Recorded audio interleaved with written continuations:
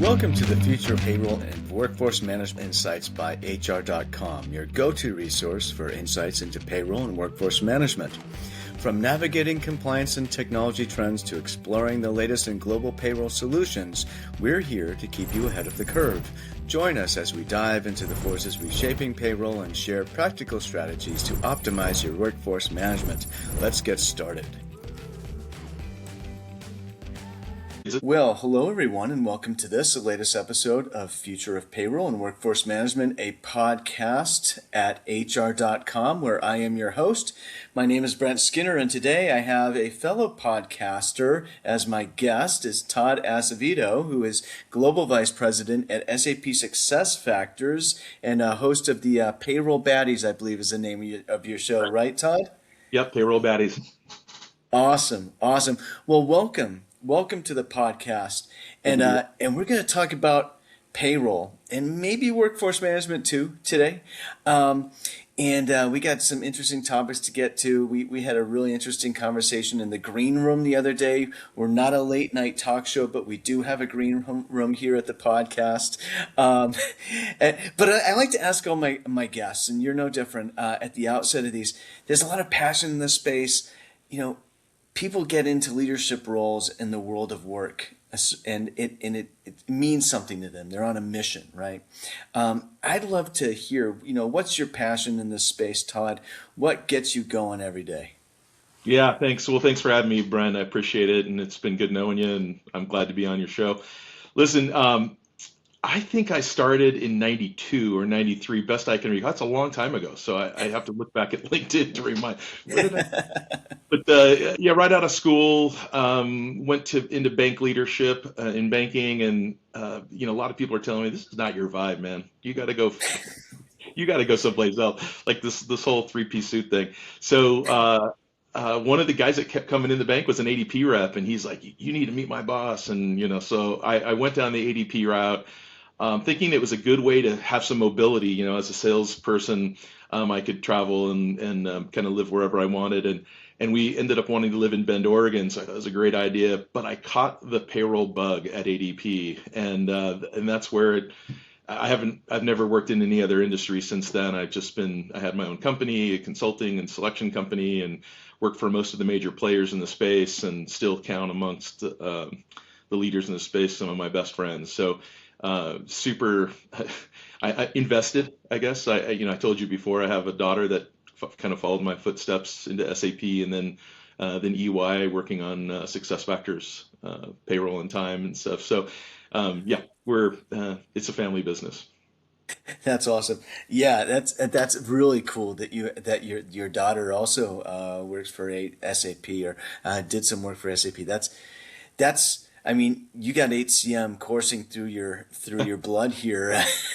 Can you tell me, speaking of coursing through your blood and bugs, what do you mean when you say you caught the payroll bug? Like, walk us through that a little bit. I thought I was catching the sales bug, but it kind of came along with a secondary infection.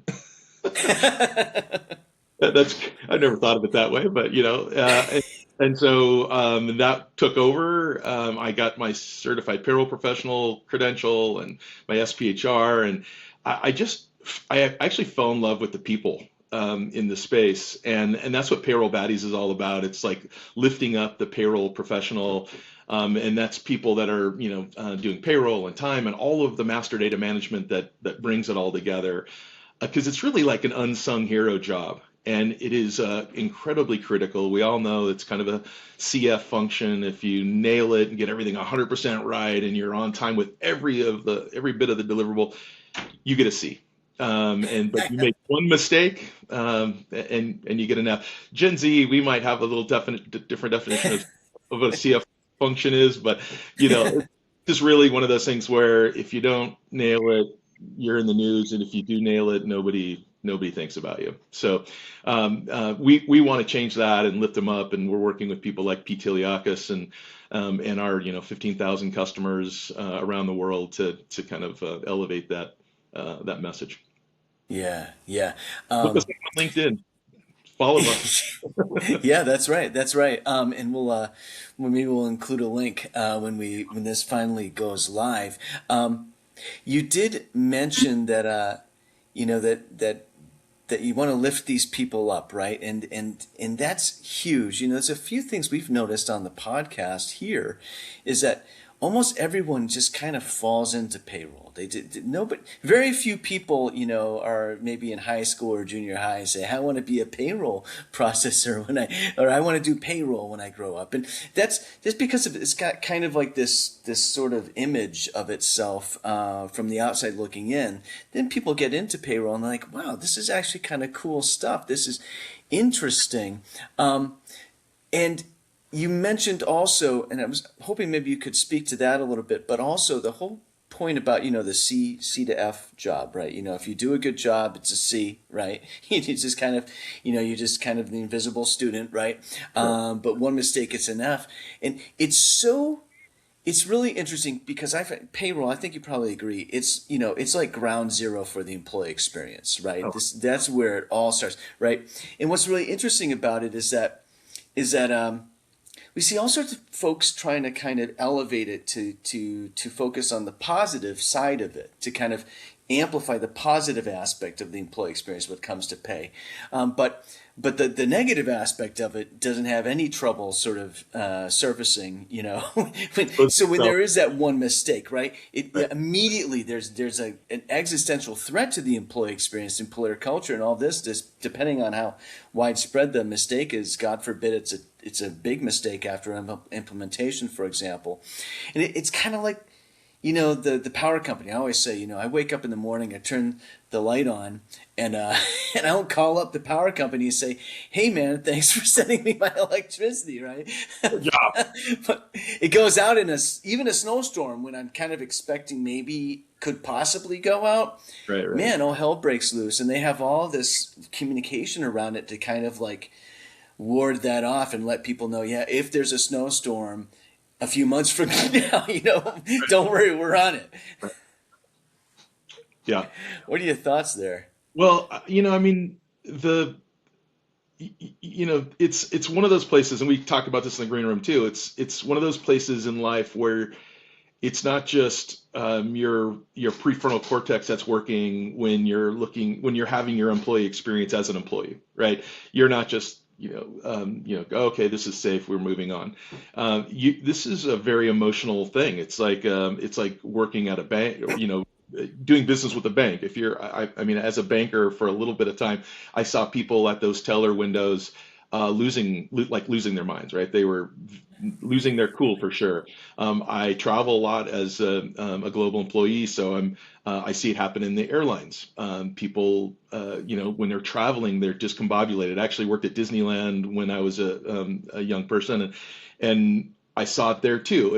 It's like these critical, you know, moments that matter in people's lives, and every payday is a moment that matters. It's probably the most frequent moment that matter that people have, and if we get it wrong, we really screw things up. And for that employee, it can be very emotional. And I think, you know, if you contrast that emotional component of that experience with the analytical exercise that is bringing all this data together, you know, from all these disparate you know, kind of entry points, right? I mean, it's not just you know, your onboarding capability and then bringing that over from, you know, your recruiting system or whatever you have. It's on a daily basis, from workforce management and scheduling and time and, you know, their banking information, and you're moving their money around.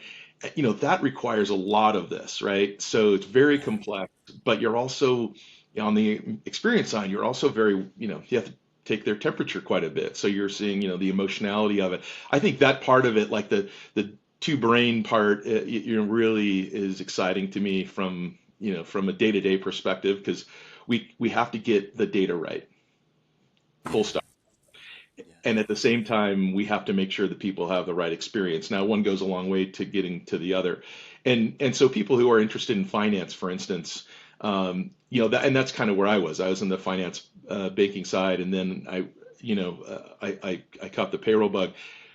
You know, I think when we go into our customers' accounts, we talk to the finance people. It doesn't really matter if they are responsible for payroll or not, because that's a common question to me and most other analysts. They're like, how, do you see payroll reporting into HR or finance? And so it doesn't really matter from one aspect, kind of the organizational structure aspect, because either way, the CIO and the CFO are fully invested in what happens in the payroll organization, right? In that Right. payroll process. Because if we don't get the data right, if we're not up on the governance and the compliance and the kind of jurisdiction to jurisdiction complexity that exists, it's their names that are on the line, right? Hmm. I talked to a lot of CFOs, and the last one I talked to, she said, look, you need to deal with the HR folks on this particular issue, but you can always call me because what you're calling me about is something that at the end of the day, it's my name that I sign onto that paperwork. So, they're in 16 countries, so she's got lots of things coming her direction, public company.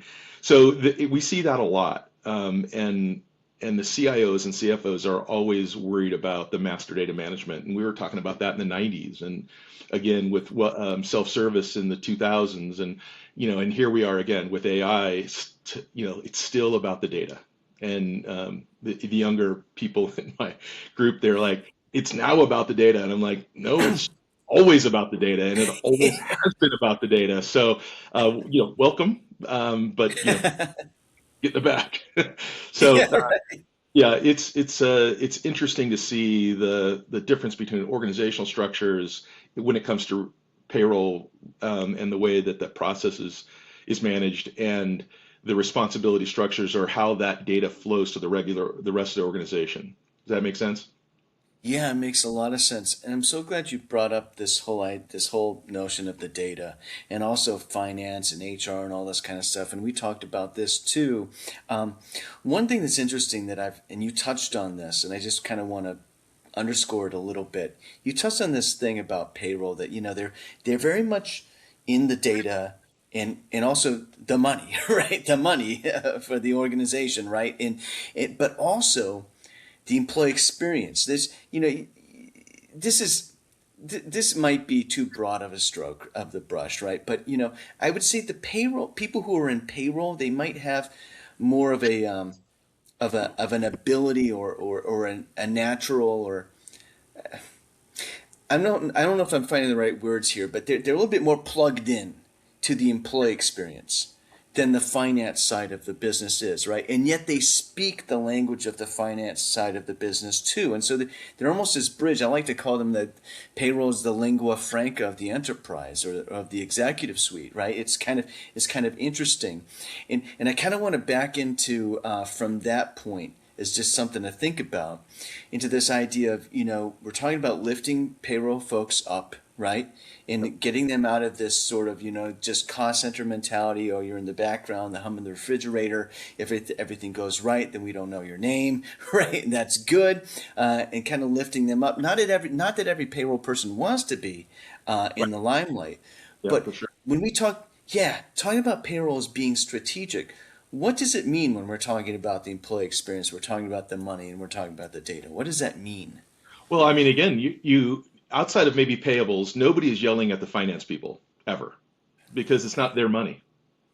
I mean, all of the budgets and all the things that go on in finance and receivables and whatnot, it's not their money. And we're all stockholders and all that of these larger companies, but even in smaller companies, it's not their money, and they can be very utilitarian or very pragmatic about the collaboration. But we deal with people; it is their money, and when times are almost always tough out there, and there's a lot of agita involved in the transparency around their money, and that's another common topic now with us is transparency, right? And we go to market, we always have gone to market combining payroll and finance and HR, right, as the bridge between the two functions, between the people function and the finance function. That's not a new thing for us. It didn't start in 2005. Like, this has been our vision since the 90s, early 90s, right? Um, late 80s even. So this is a critical thing and I think right now what we're seeing is a bifurcation in the market, right? So we have the large enterprise that we've always been involved with since back in those days, and the SAP's commitment to the mid-market is pretty critical. But when it comes to this glue, it is different. Most of our mid-market customers don't have 100 people, around with their thumbs, closing the holes. So as a tech vendor, we have to deliver an end-to-end solution that looks different than we do it in large enterprise. And we made a conscious decision at great cost, hundreds of millions of dollars potentially over the long run here, and even in the short run, quite a big number, to build a specific product for the mid market. When it comes to payroll and those finance functions. So you look at what we're doing and how it's different is that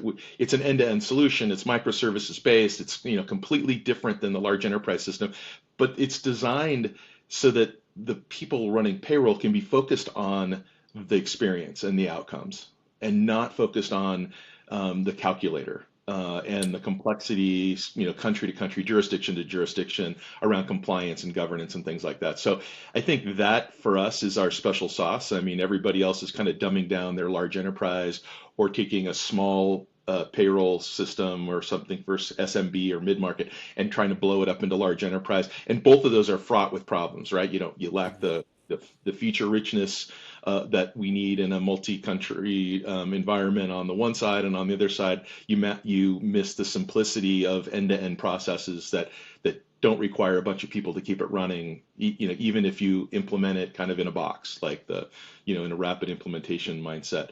So we did it differently, and it's been it's been great. We're kind of going live now in a couple of countries, US and the UK, for our SMB mid-market payroll platform. But man, it is exciting. This is my fifth payroll product launched in the 30 years I've been doing it, and by far the technology involved here and the service delivery and the end-to-endness of the data management from our data management, the front end, and out, onboarding and recruiting, all the way to the general ledger. To see the data flow all the way without any human intervention, using agents to validate it and assist the payroll people in getting the right results, and then becoming that, kind of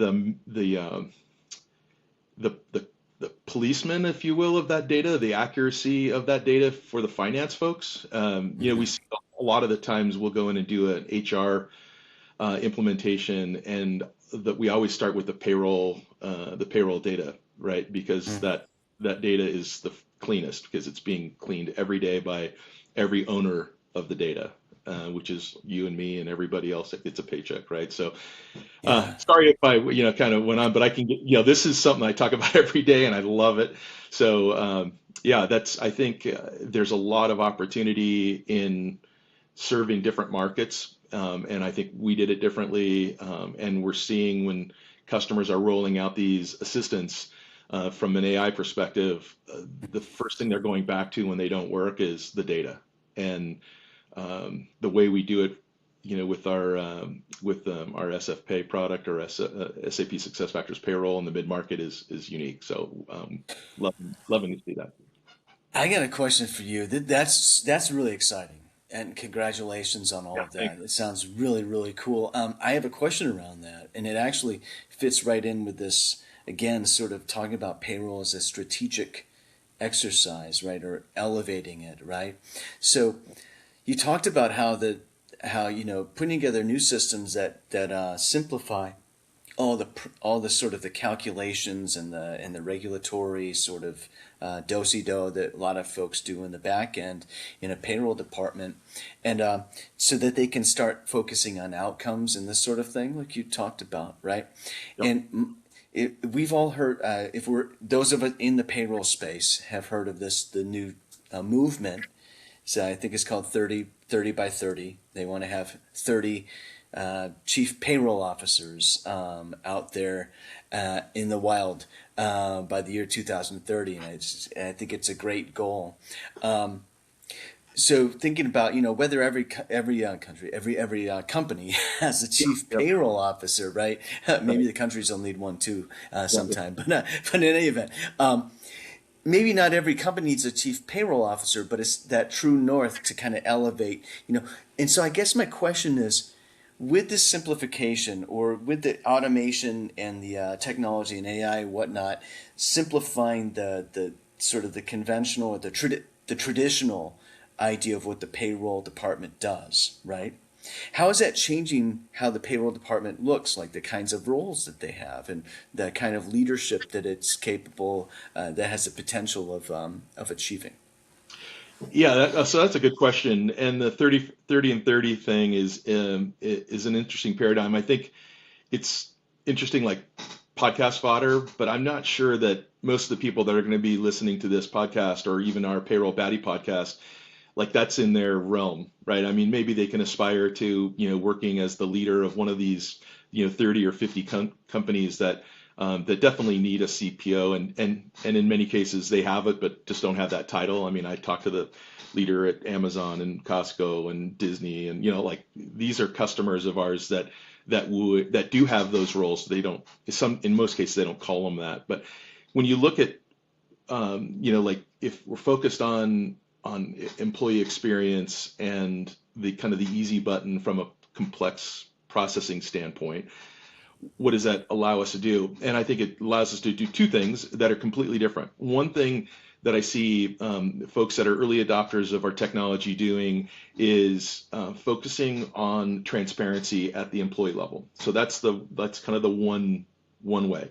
And what that looks like is workforce management being exposed. Like, how do we go from a shift to a shift plan to a shift work to the calculation of those hours and the payout, and then how that payout gets distributed, whether it's every day or at when an employee needs it, or on a regular cycle, and then what that looks like, and can an employee go from that payout all the way back to the scheduled shift, and we facilitate that, right?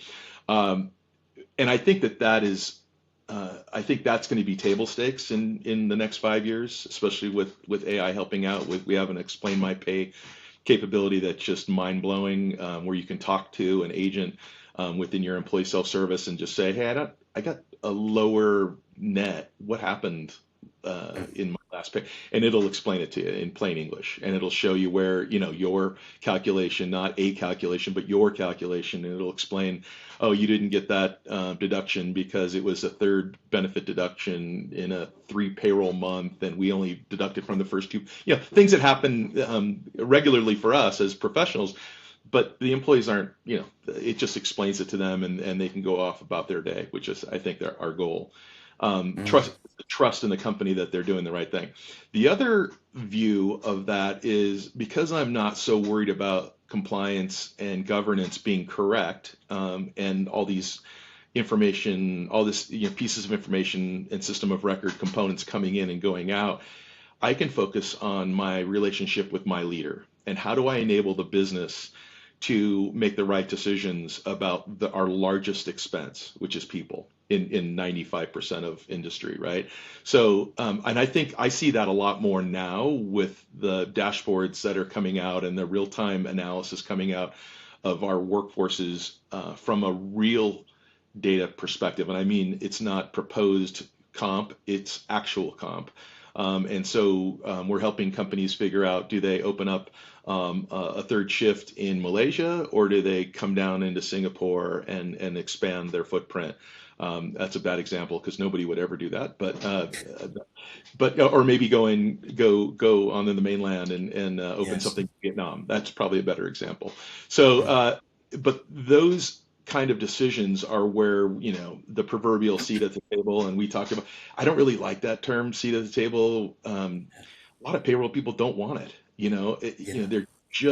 They're just focused on making people happy and getting the data right, and mostly getting the data right. So, I mean, most of the people I run into, man, I mean, let's be honest, man, they are, and thank God for that, because there is so much bad data coming into them, that the way they do it is pretty incredible. So I hope that makes sense. Like, on one hand, I can do a better job of making people happy, and on the other hand, I can be more valuable to my leader and run Oh, and sorry, but yes, yes, and all about that data. Full circle back to the data, and we've been doing data since the early '90s, man. Okay, so anybody who thinks they got caught on just now, hey, welcome to the party. like a Cypress Hill song, right? We've been doing that since. Exactly, exactly. We were talking about Cypress Hill in the green room. This is for the audience, just to clue you in. Look it up. Anyways, we will. Yes. Todd, thank you so much for being a guest on the podcast. I wish we could talk about this all day. I know we could. We'll have to have you back on.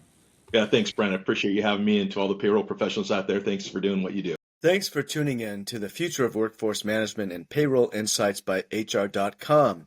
We hope today's episode brought you valuable insights and fresh perspectives on the future of payroll and workforce management.